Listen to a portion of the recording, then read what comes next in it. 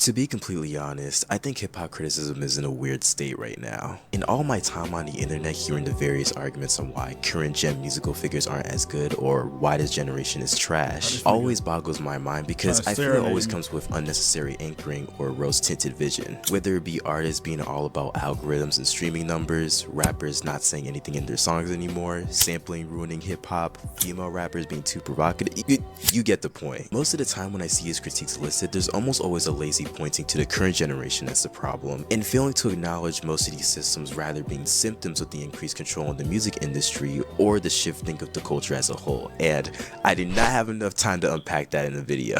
So I want to do something different. In all of these unpopular opinions or hot takes about these new artists right now, I don't see this question being brought up that much. Who out here is still studying? There comes a quote from an artist named Ethan Becker that stuck with me. Now, I'm not the most, like knowledgeable, I don't know, music fan, but I'm doing a little bit, making sure I'm not just completely oblivious.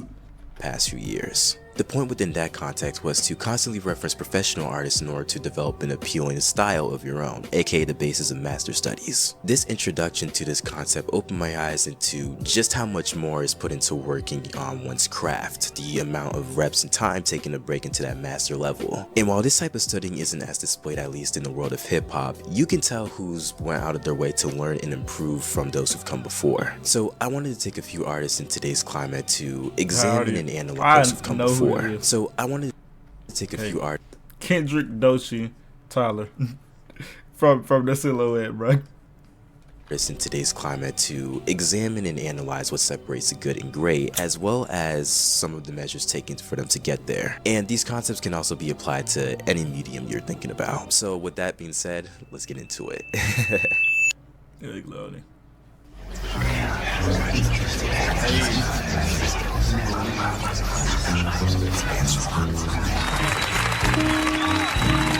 I always think of J. Cole song.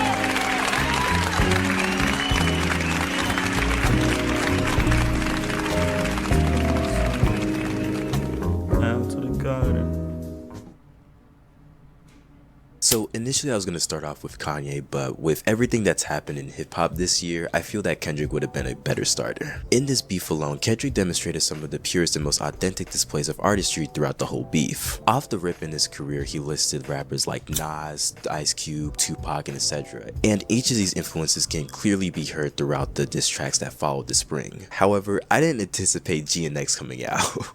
GNX is Kendrick's biggest foray into the West Coast sound, from mostly featuring West Coast rappers to some of the lyrics literally being screw subliminals, I want y'all to bop to this. The project feels very cohesive in its subject matters and yet isolated at the same time. It's honestly more akin to a mixtape in my opinion. But two tracks on this album immediately stood out to me, Reincarnated and Heart Part 6. Starting with the former, the Tupac sample sort of speaks for itself. For me at least, it's not the lyrical content, it's not even necessarily the song structure, but the cadence and energy that Kendrick exudes throughout this instrumental. As someone who, to be honest, has never really listened to Tupac up until very recently, from the stuff I've heard, from the interviews I've seen, from my observations of what the culture thinks about him as a figure, K-Dot's delivery and emotions feel very in line with how profound and nuanced Tupac You know how to rate?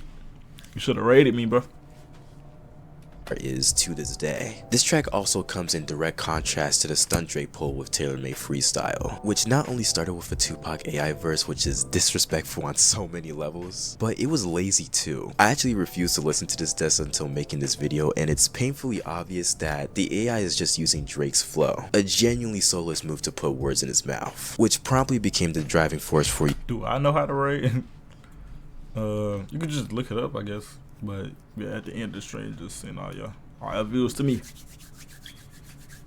Euphoria, and you know the rest. With Heart Part 6, it's a significantly more reminiscent track, talking about the early days of TDE, Black Hippie, and Kendrick's come up. In the first verse, Kendrick cites Ab-Soul as his inspiration that he studied to define his pen. If you don't know who Ab-Soul is, just listen to Soulburger and then it'll all make sense. In the same song, however, Kendrick also mentions Schoolboy Q, from not even rapping to using TDE's roster as an inspiration to learn. And even in an Ab-Soul interview, he says that learning from the studio low-key inspired the name Schoolboy Q. There are multiple interviews to reference where Q and Kendrick's brotherhood allowed Q to succeed, and it brings up the importance of camaraderie and friendly competition. For my first calculus class freshman year, I made some really good friends from joining their study sessions. Shout out to y'all. He's one of them lyricists that just has a way of putting words together that's just so like, it's just so amazing. Like, it can never be like one of the corny lyrical niggas, bro. Just the way he does it is just so defined.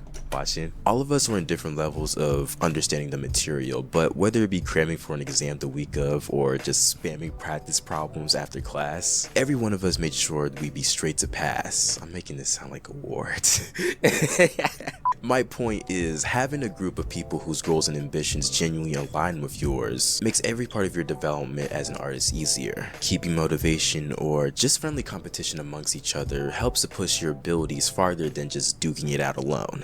So, I've talked about Tyler a few times before on my channel, specifically in regards to his metamorphosis of his public perception and attention to detail. While I talked about the various changes he made to his work with the album Flower Boy, I never really mentioned any of the measures he took to get there. In Flower Boy Conversation, Tyler spends the first few minutes talking about some of the preparation for this project, citing the studying of different pop aspects in the club and etc. However, his installment in the Rap Caviar Hulu series brings more context to this. Tyler cites the listing of all of his songs up to that point, only enjoying 3 songs and deciding to go back to the drawing board. Reading books on structure, what people consider good writing, how melodies work. Tyler in this area essentially took the time to catch up or brush up on the very basics. And mixing it with his true love for music is how we've seen everything from 2017 onward. Earlier this year in the summer, I felt pretty dissatisfied with the editing of my videos, so as an excuse to learn motion graphics, I take videos from my recommended, go to the Fusion tab, and pretty much recreate the visuals to the best of my ability. Not only did I get to tap in more of my editing software, but I gained a better understanding of what other creators prioritize and how to discern which visuals serve a project more going forward. It's never a waste of time to revisit the basics. Another topic I think Tyler's career brings up is the value of a mentor. Now, it's no secret that Pharrell has influenced not just the game but the culture as a whole, but his relationship in Tyler in particular is interesting. In the Sydney installment of his All-Star series with Converse, Tyler recalls a studio session with Pharrell on various reactions to the roughs of Glitter, Pothole, and Who That Boy, in which the latter unlocked the reaction in everyone but T, and Pharrell proceeded to spend an hour giving him game that he didn't fully understand at the time. And honestly, that's one of the biggest perks of having a mentor in general. Though I did mention how having a group with similar ambitions can be a major factor within your development, having a singular figure with that much more experience and wisdom can give you advice and blueprints that you may not be able to fully understand. Especially nowadays with how many free resources you can use to learn different mediums, having that relation can also maintain your discipline. And I think the next artist perfectly encapsulates that principle, but first, let me take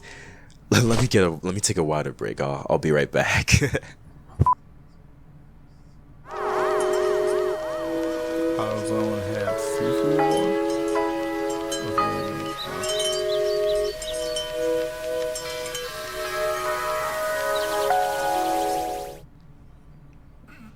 So my introduction to Doechii wasn't from any of her music, but from a TikTok showing one of her old YouTube videos. She was also musically very skilled, but I sort of put her at the back of my head to look for in future reference. And then she held a live alligator on camera. Doechii's spotlight in a way feels comically cliche. I think I heard of Doechii.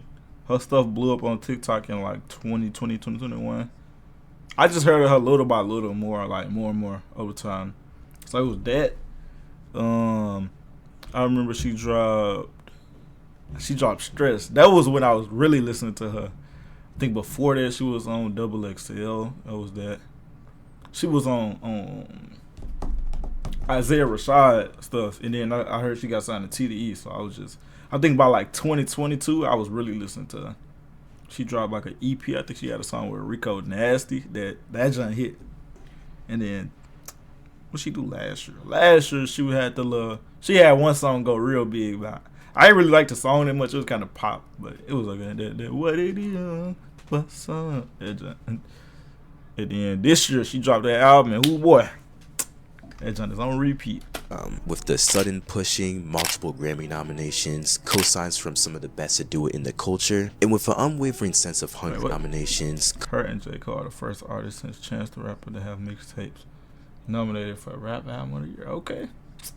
at the same time as J. Cole. Co-signs from some of the best to do it in the culture, and with an unwavering sense of hunger in the game, all before a major studio album. In a world where albums are only promoted for a short time and fizzle out, the presence of a proper promoting of an artist feels unprecedented to some, for some reason. Alligator Bites Never Heal is an alley-oop of a project with as much effort and vibes, and her biggest asset by far is her attention to detail. In her Rolling Stone interview, she explains the ending to one of her standout tracks, "The Nile is a River." So at the end, she enacts this like breathing exercise, almost akin to like hyperventilating if you listen to it for the first time. And she explains this as a beatboxing style inspired by Dougie Fresh. Like, when was the last time you heard any mainstream rapper solidly reference beatboxing? There's more intricacies in the lyrics throughout the mixtape, but what I found more interesting when doing research was the story and preparation for this project. A good amount of the results for this tape was keeping consciousness and removing personal distractions. In a few of her latest interviews, actually, she talks about how she got to a point where she couldn't get into a studio without smoking or drinking, and that for her to get to where she is now, she cut those off and went hermit mode, as she describes. Now, I'm not and will not claim to be a psychologist, therapist, medical professional, or anything of that sort. I'm not going for that. So I won't claim any specific vices to 100% avoid. You know yourself better than me to make that conclusion. However, I will say that one of mine and a bunch of others probably this. Algorithms are a double-edged sword, and there's a million videos about how it homogenizes the culture and stuff like that, so I won't even touch that topic too much. However, as I've gotten older with this internet thing, I've recognized my personal responsibility in this relationship. Even with some platforms having more sensitive personal feeds than others, I'm still giving them an idea of what I interact with. That's why whenever I hear friends complain about Twitter or TikTok or insert toxic app here, I always direct them to the not interested button. Because how do you let an app take up your screen time and you still hate it? That's just foolish. At least filter out your feed to make your experience more enjoyable, or delete the app too. All of this is rotting our brains. The awareness to completely reset her mindset for her being and for her art is probably the biggest contributor to the final product. Now, while this sounds drastic to some, we live in a world where even leaving Instagram for like a week stresses people out. The constant need to keep occupied with anything, even if we forget what we just spent the last hour on, is a genuine issue for many. And especially if you feel dissatisfied with your work for an extended amount of time, I think we need to raise our standards a little bit on what we occupy our time with. Another concept beautifully demonstrated with this album is the idea of letting loose with your ideas. Despite the subject matter and emotions from the project stretching years, in multiple interviews she said the actual project was put together in a month. She literally called the label and said, "I'm dropping a mixtape at the end of the month.